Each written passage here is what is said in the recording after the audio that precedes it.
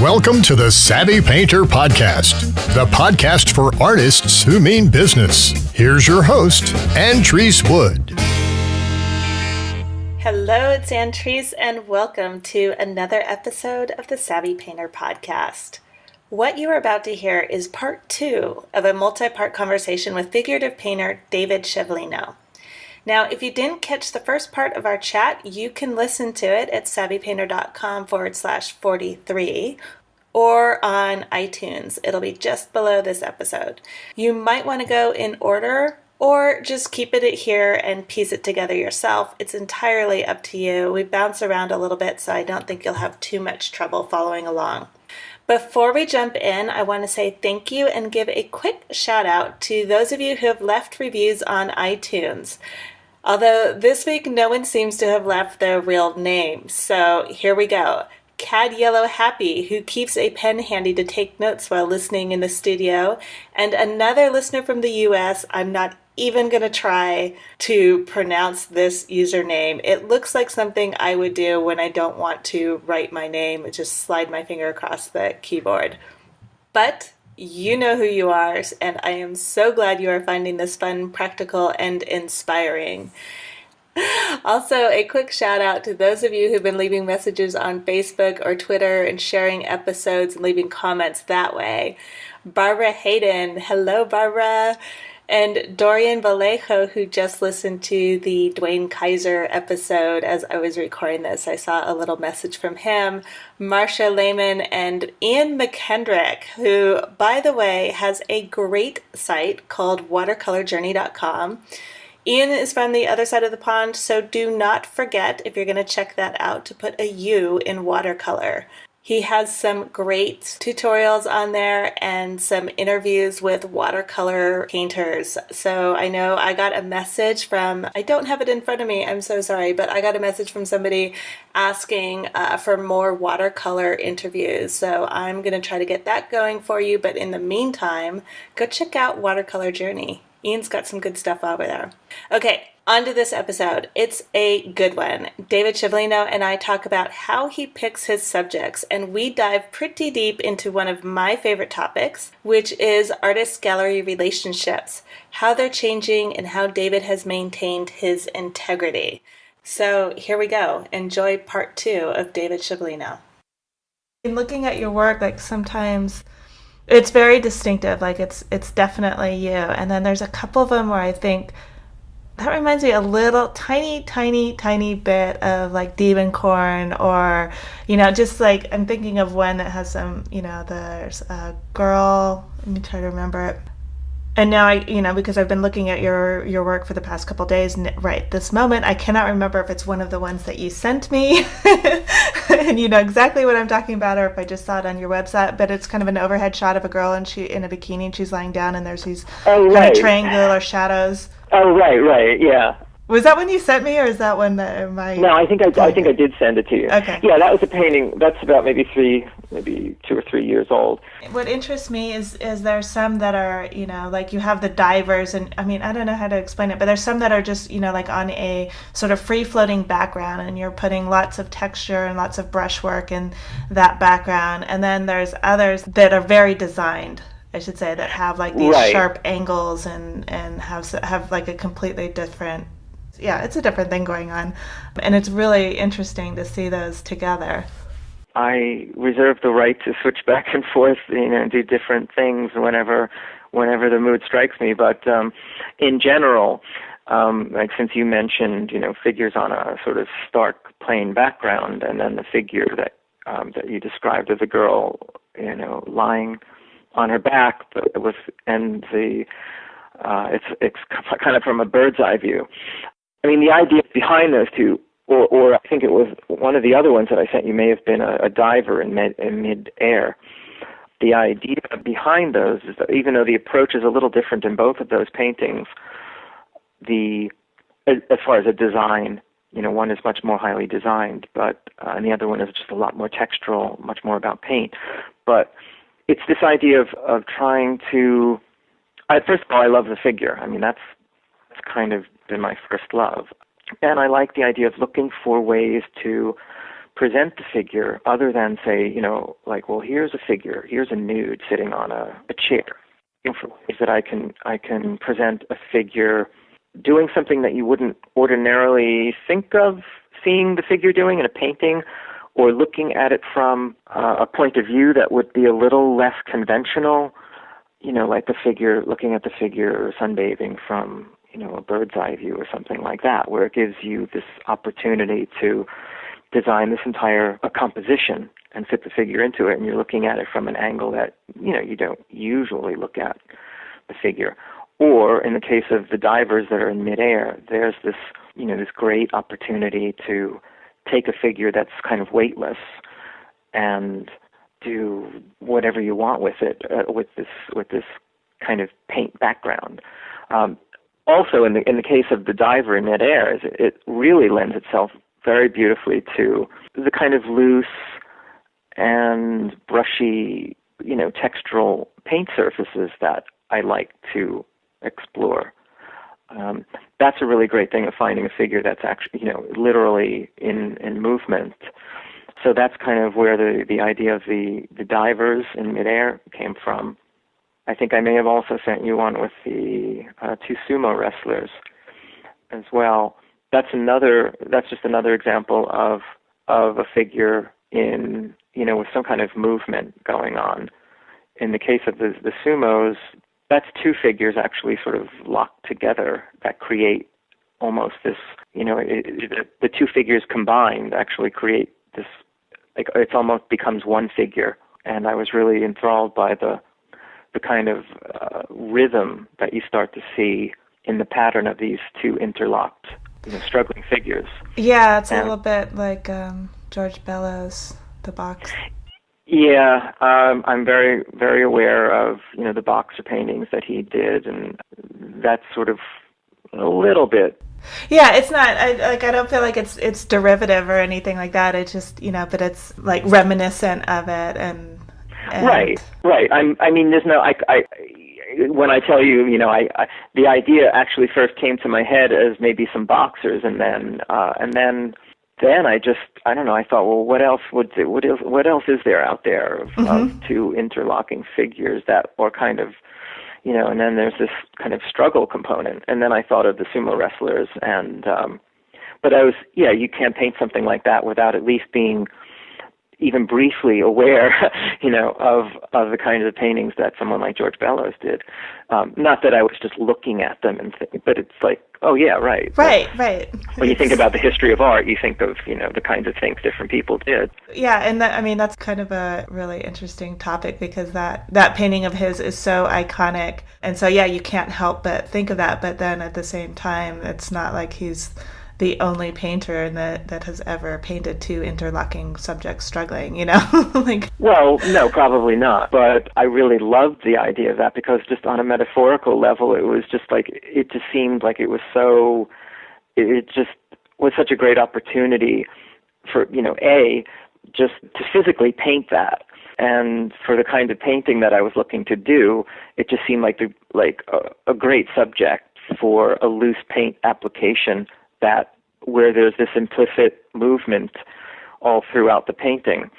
And then on another level, more of a narrative idea of the two figures, these two massive figures that are locked together, struggling to overcome one another. It just creates this great sense of tension. And that in paint, to try to capture that in paint, that's a great subject to try to capture. Yeah, that's fun. What do you look for in a subject? That's a really good question. I'll tell you, I think what I'm looking for in a subject has a lot to do with how the subject can be presented in such a way that it could be made. I don't know if it's the subject or intrinsically the subject. Some subjects are more interesting than others, but then there are some subjects that can be kind of mundane, but it depends on how they're being presented. So it's not just a matter of the subject that I'm mostly interested in. It's how I can take a subject and make it into something interesting. I think that's the way I would answer your question. like if it were the subject of the woman sunbathing, for instance. Now, I mean, I could look at a subject like that. I could see someone just sunbathing, and I might think, well, that's okay. That might be interesting, but as it is, well, that might be kind of boring. But what can I do with the figure, or how can I present this in such a way that it's going to pique my interest and engage me so that I really want to paint it? And what else can I do to it? How can I make a composition out of this? That's really what's going through my head. Anything that lends itself to, I mean, I wouldn't say it's anything. I mean, I don't want to have to just paint a blank wall, but that would be a really great challenge, wouldn't it? Just like, if you said, hey, paint this blank wall, but make it really interesting. But I sometimes think that way when I'm looking at different subjects. It's also about how I light them. Right now, I'd say the last few years, one of the things I really enjoy is the sense of spontaneity and movement, even in subjects that you might ordinarily consider as being still subjects. I've heard people, like students and people, say, I really like what you do in your still life, because even those seem to have this sense of movement or something because of the brushwork.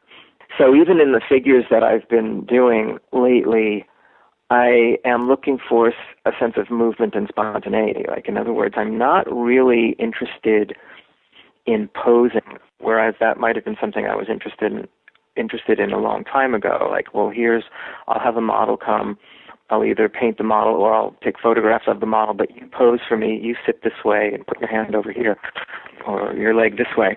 Right. I'm not really interested in that.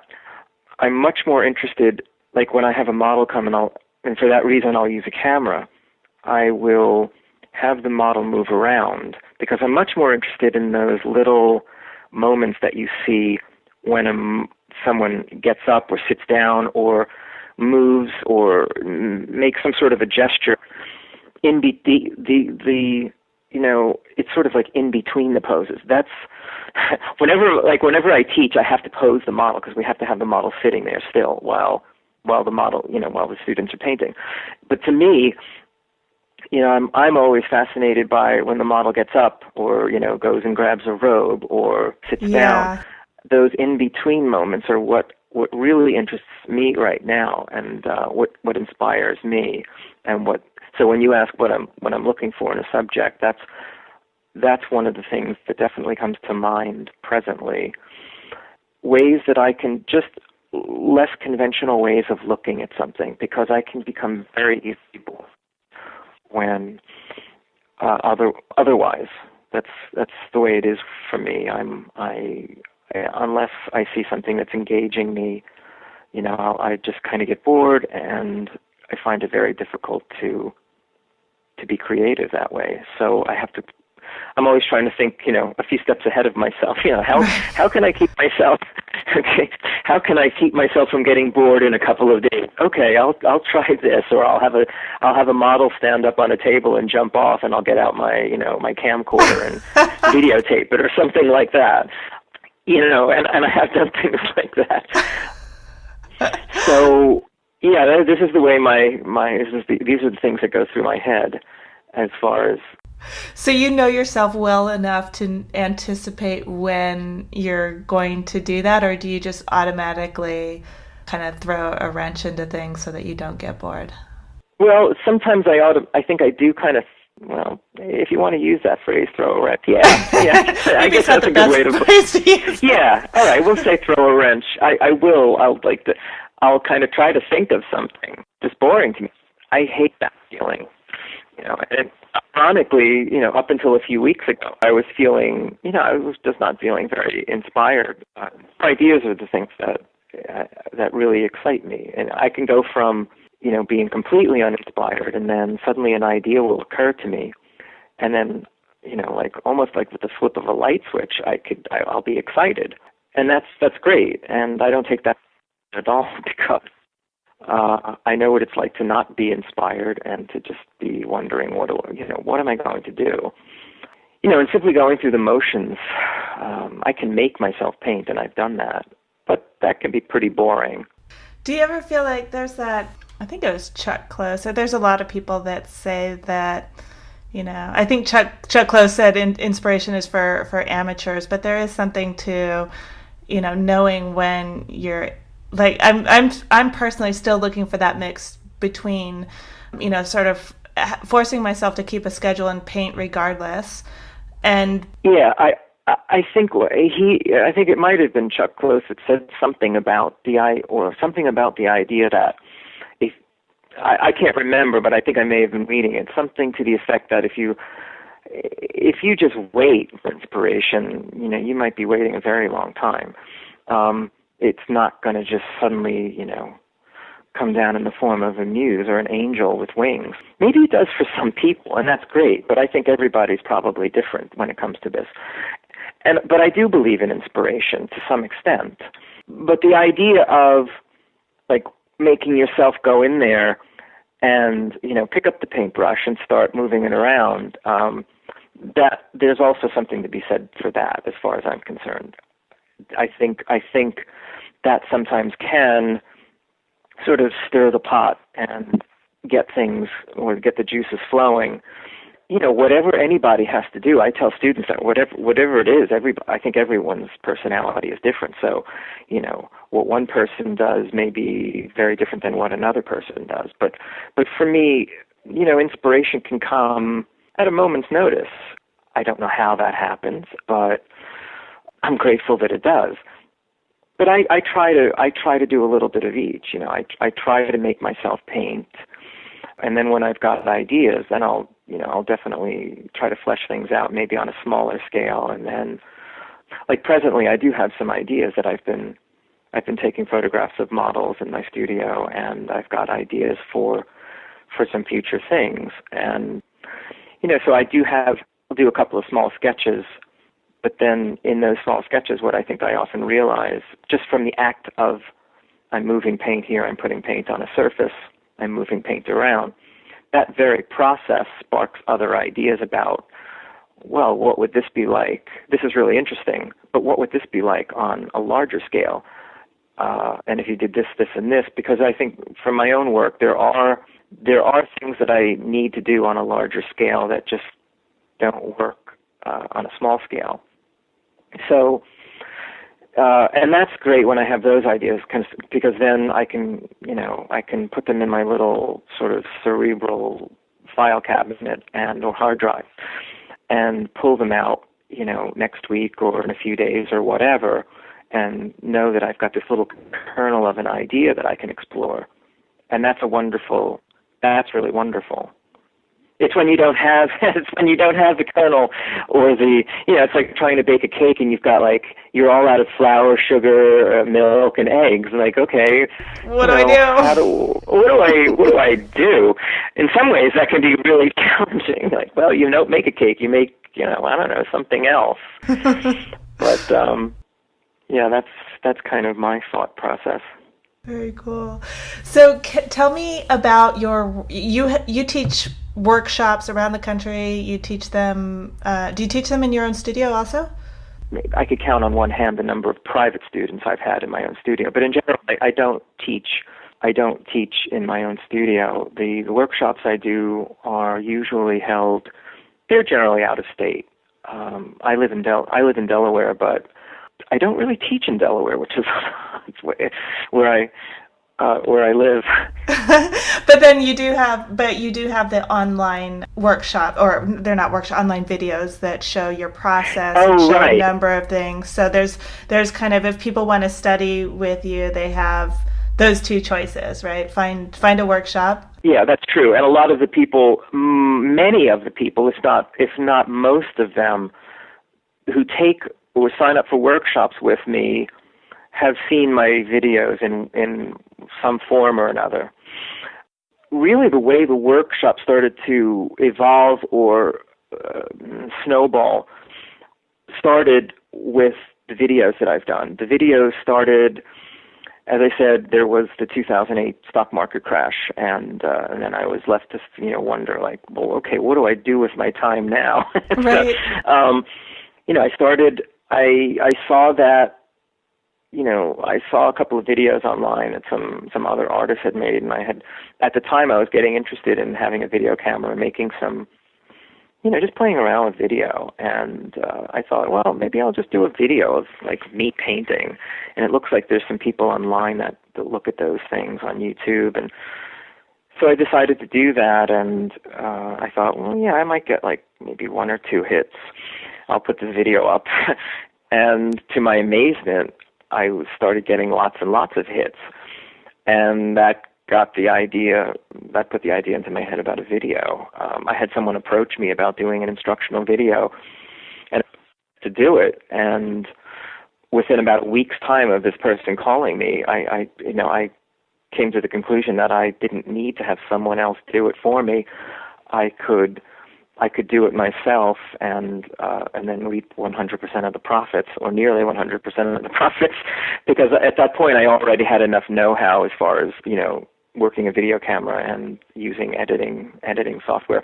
So I started to do these. I started doing DVDs and a number of educational videos that are available through my website, davidshevlino.com. And I started finding, again, to my amazement, I remember the first time I did a DVD, I had the thing, I did it, and then I sent it off to be replicated, and I had, ordered like 100 DVDs, and all I kept thinking was, what do I do if I'm spending all this money to have these things replicated, and what happens if I just have this box of DVDs sitting in my closet? You've got 100 coasters, right?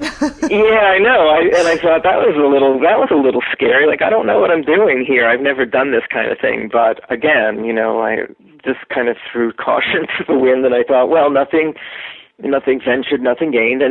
And to my astonishment, and thanks to a lot of the YouTube videos that I had already put online, I had already been cultivating a little bit of so.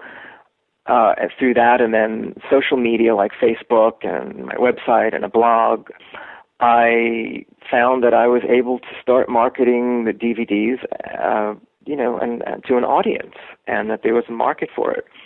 And that again has evolved into, more videos, and then making the videos available as digital downloads. So, I have a more than a half a dozen of them now on my website. Yeah, and I think what's really smart about how you're doing it, what I noticed is you have the YouTube videos, which are for free, and then you have these really kind of short 15 minutes ones that are, $8 or something, and then you have the more in-depth ones, which is really, really smart because people can, kind of get a feel for it, free, low cost, and then really dive in. Right, and as I said before, just about everyone who has taken a workshop, most everyone that I've encountered who's taking my workshops will come in and tell me, I've watched your DVDs, I've watched your videos. So they've become, they're not just, in other words, they're not like from a purely business and marketing aspect. They're not just, in other words, they're not just for educating people and bringing in revenue, but it's also been good as far as spreading my name around and Absolutely. Getting people and introducing people to my work and my teaching, and getting people to take my workshops as well. So all around, it's been a good, positive experience for me. All because of the wonder of this modern invention that we call the computer. Yeah, we kind of got the 2008 crash, which, was a really rough time for a lot of artists. That is a definite topic. That year in particular is brought up many, many times in these interviews. But then on the flip side, then we were given the internet and all the glories of that, which I think makes up for it in some ways. And we could also get into a discussion, and I've talked about this with people, how is the art world just changing, and the whole gallery model and things like that. And I don't think the jury's in yet with that, but I've certainly talked to a number of people about, how has that changed? Maybe it is possible. Again, I think there are people out there that are, very fortunate in that they can make a living solely by selling their artwork. But I think those artists, I think, are in a minority. When I got out of art school in the early 80s, the idea was that, you graduate, you go find some art gallery, preferably or presumably in a big city like New York or some other big city, and they take your work and then, they sell it and you're on your way. But I'm of the opinion that these days, more than ever, that doing something like that, it was difficult back then, but I think even more so now, the world is different and it's changed. So I don't believe it's as simple as that now. As I said, there are some artists that are fortunate enough to be able to do that, but there's also a lot of other things that artists can do.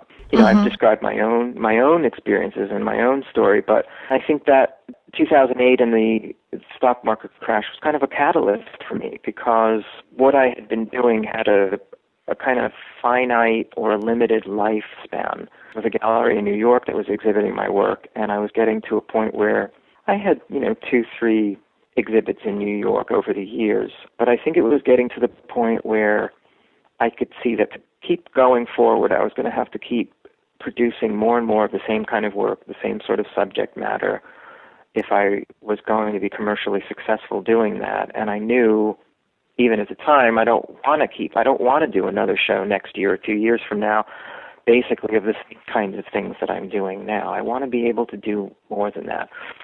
And it just so happened that the last show I had was maybe 6 months before the stock market crash. And so, people have asked me, like, well, when I say, well, I was doing this kind of work before that, or I used to do, a lot of landscape and cityscapes, back in the early 2000s and up until this, and they'll say, well, what was it, like, how did you change, from the figurative work? And I'll just say, the decision was almost made for me, because the stock market crashed. Galleries weren't selling anything, and my gallery eventually closed anyway. So I said, well, what the heck? I'm not selling anything now. I may as well just devote more time to doing the kind of work that I really want to be doing, and not let myself be tainted with the thought of, well, I have to paint this or I have to paint that so that it's commercially viable. So there was a downside to, what happened with the stock market, but there's also from my point of view, there's also a flip side to the brighter side, where opened me up or forced me into thinking of other ways to be an artist and other things that I could do in my career. Yeah, there's definitely a silver lining to it. And you're right, that is a huge, huge topic. Kind of heard from, Tom Woodall is an artist that I studied with in Los Angeles, and he mentioned that, he shows at the LA Louvre Gallery, which is a very renowned gallery, very great gallery, and he doesn't make 100% of his money off of his work. But then somebody, like Mitchell Johnson does, and this whole topic, it's just bringing out so many people that I've talked to, because I had a conversation with Jean Stern, who's the director of the Irvine Museum of Art in California. But I asked him if he thought it was naive to think that galleries should kind of allow artists to experiment and grow with them. That, that whole concept, there's a couple of topics that you've brought up that are all kind of really fun to talk about, but artists experimenting and growing with your work, and the artist and the gallery's expectation or desire to have something like quote unquote sellable, or knowing that that in the past collectors have really loved this work that you were doing, it's been selling, why would you change that? Right. And the artist feeling constrained. Right. That's been like the for probably long before you and me. that's been a problem for people in the arts who want to, whatever it is they do, they have to ply their trade and they have to do something where they have an audience. And then, specifically for the artist, the fine artist who exhibits in the gallery, they have to, walk this. Well, again, this depends on this varies from artist to artist. There are artists out there who are perfectly fine churning out the same thing year after year after year, and they've got a market for it, and the galleries love them, and there's that works, and more power to them. That's what you want to do. Then at the other end of the spectrum, there are artists like me who I can't do that to save my life. I've tried to do it, and it just doesn't work for me. You get bored. yeah, I get bored, and as an artist, the very nature, I think, for many artists is that they have to keep themselves engaged in what they're doing, and they strive and they push to go forward, not stay, it's not stasis. They can't just sort of tread water. They have to keep moving forward. Otherwise, there's this part of them that's just not getting fulfilled. And that definitely describes me. So when I first really started to show or exhibit my work in earnest, which would have been, say, around the mid-'90s, when I started to have solo shows, and I say this as maybe if some young person hears this or some student, this would be great, because I say this as a sort of cautionary tale. I became involved with the commercial gallery, and I think I became very seduced once I saw that my paintings were selling. Because at the time I was doing a certain kind of artwork. I was painting certain subjects. At that time it was, a lot of landscape. Even though I had already done experimental work, what I was finding was that at the gallery I started to exhibit with in the mid-'90s, that I was giving them different kinds of work, but what I was seeing was that it was a certain subject matter that he was able to sell. And this is where I'm a little regretful, and if I had it to do over, I'd probably do it differently.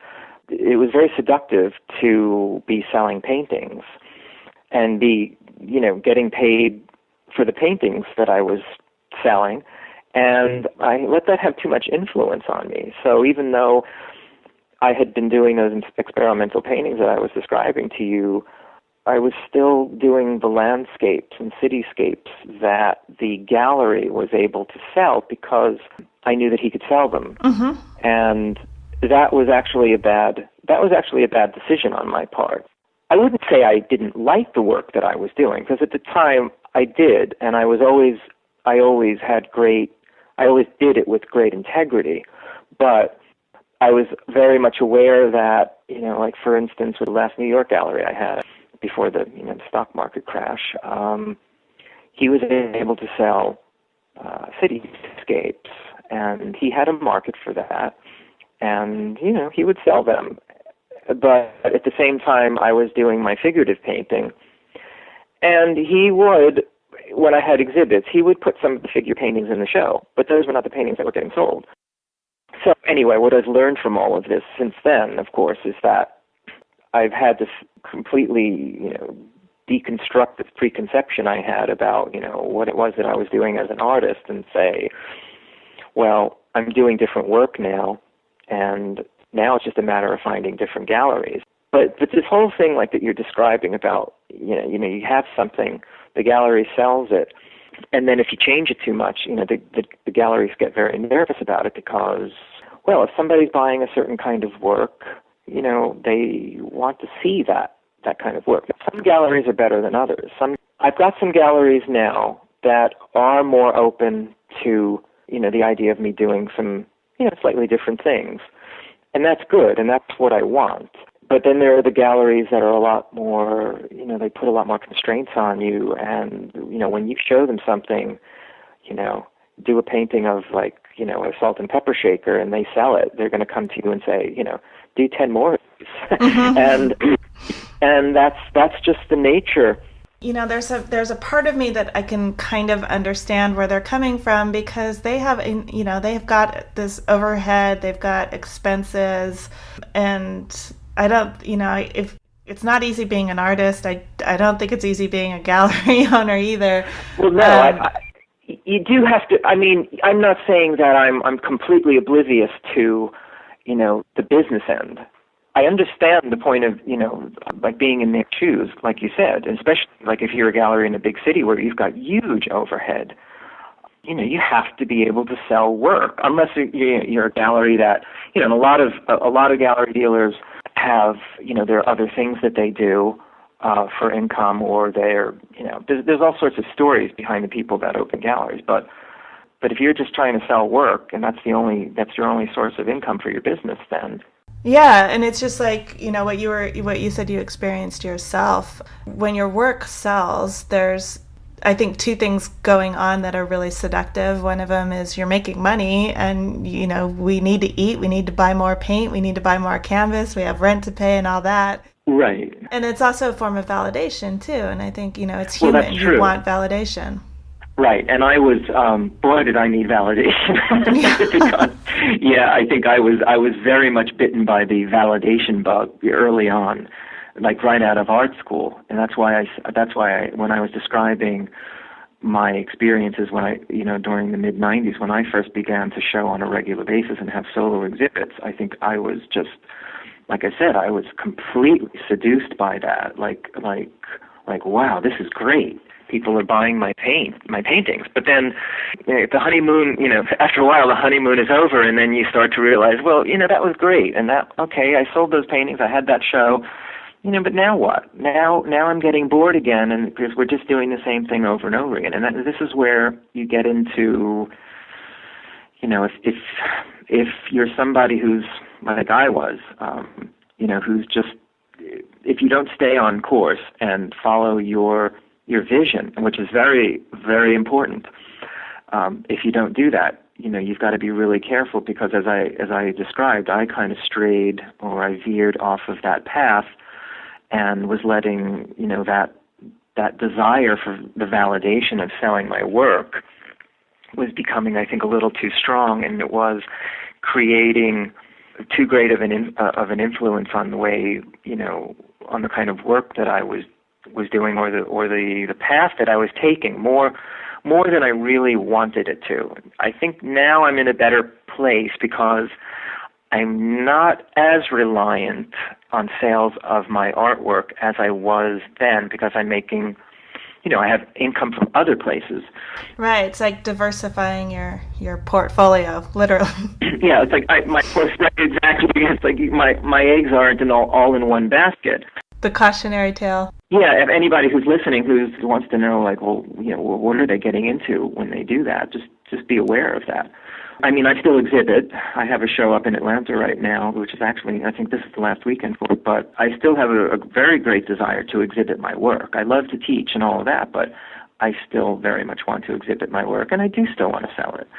Because as you said, or as a friend of mine said, sometimes I think about that very fact of, well, can't I just be an artist and not sell my work? And I think I said something to that effect to another artist friend who said, everybody else in life or in society gets paid to do the job that they do.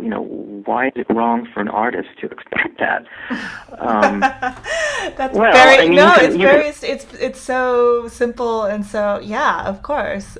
Yeah, some people might argue that, well, what is it that, well, I mean, I don't want to go off on a soapbox about that, but yes, why, Yeah, why are right. artists doing it differently? I do something, it's taken me a very, very long time, This is something that I sometimes explain to, students who take my workshops. They'll come in and they'll say, oh, you make it look so easy the way you paint, or how can I get to, how do I do that? Or like someone asked me, I think on Facebook, how long did it take you to do that painting? My answer to that usually is something like 30 years. I've devoted my life just like anyone else, any other artist or anyone who does anything that takes, years to get good at what they do. Yeah.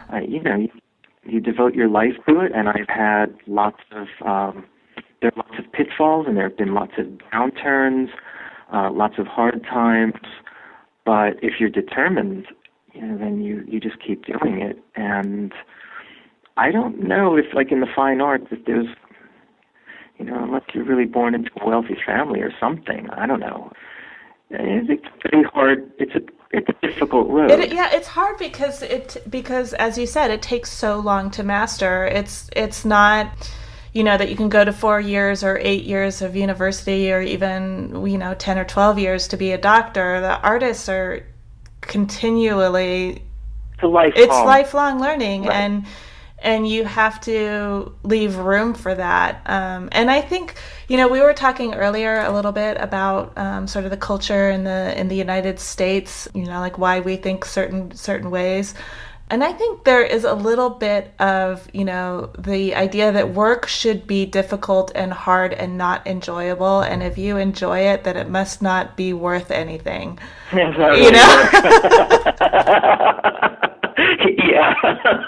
that's interesting.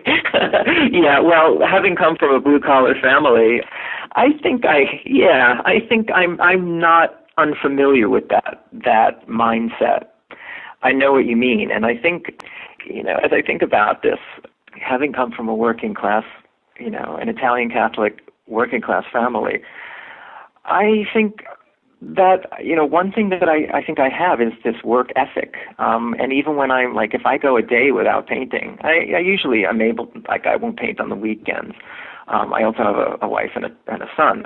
But, during the week, even when I'm not feeling inspired, I feel like I have to force myself to paint because if nothing else, it's this work ethic thing that I think I was raised with where, you're supposed to be working, Mm-hmm. What is this like, you're just sitting around, piddling on Facebook. I'm looking for inspiration. Yeah, right. I'm looking for inspiration. Yeah, and that's also been like a sort of a personally for me, being somebody that comes from that kind of a background, and then moving into this more sort of middle class, artsy kind of a world. That's I bring with me this kind of baggage from another place and another this very, very different background where.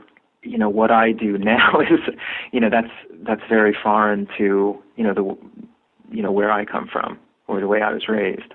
Although, my parents were, they're just tickled. My mother to this day, when she sees me featured in some magazine, she just wants to buy 7 copies of it and hand it out to her friends. They really. She's a proud mom. She should be. Yeah, right. And you're still her baby. That's right, I am. Yep. Well, David, this has been absolutely wonderful talking to you. And I really, really appreciate the amount of time that you've spent talking to me because this. You're welcome. Really great. I think I might have to break this up into 2 interviews, but I didn't mean to blabber. You did not. Keep going on and on. You did not, and I kept asking you more and more questions. So you actually I didn't really give you a choice. So I apologize if you're supposed to be with your family or painting. Oh no, it's okay. It's a rainy fall day here, and we're just going to be doing some chores in the house anyway. So you're helping me forestall the inevitable. So I'm in trouble with your wife now. she's looking at her watch, going, "Come on, honey." Yeah, right. Yeah, no, I'm very happy to talk. Like I'm always happy to share my experiences, and if anybody listening, if you can help them in any way, shape, or form, I think that's great. Well, I hope you enjoyed this episode of the Savvy Painter podcast. I had a really good time talking to David. He's so much fun. See his work at davidshevlino.com or on the Savvy Painter website with the show notes at savvypainter.com/44. Also, if you haven't done so already, you can sign up for the Savvy Painter newsletter. You get episodes delivered right to your inbox. I send out tips and techniques and little guides every now and again. That will be picking up as soon as I finish my own show. I have a lot of work to do over the next couple months, but I'm also working on some more great stuff for you guys. So that will all get parsed out to you. Let me know what you think of this episode. Leave me a message in the comments or send me an email. So that's it. Until next week, this is Ann Treese Wood with the Savvy Painter Podcast. Thank you so much for listening.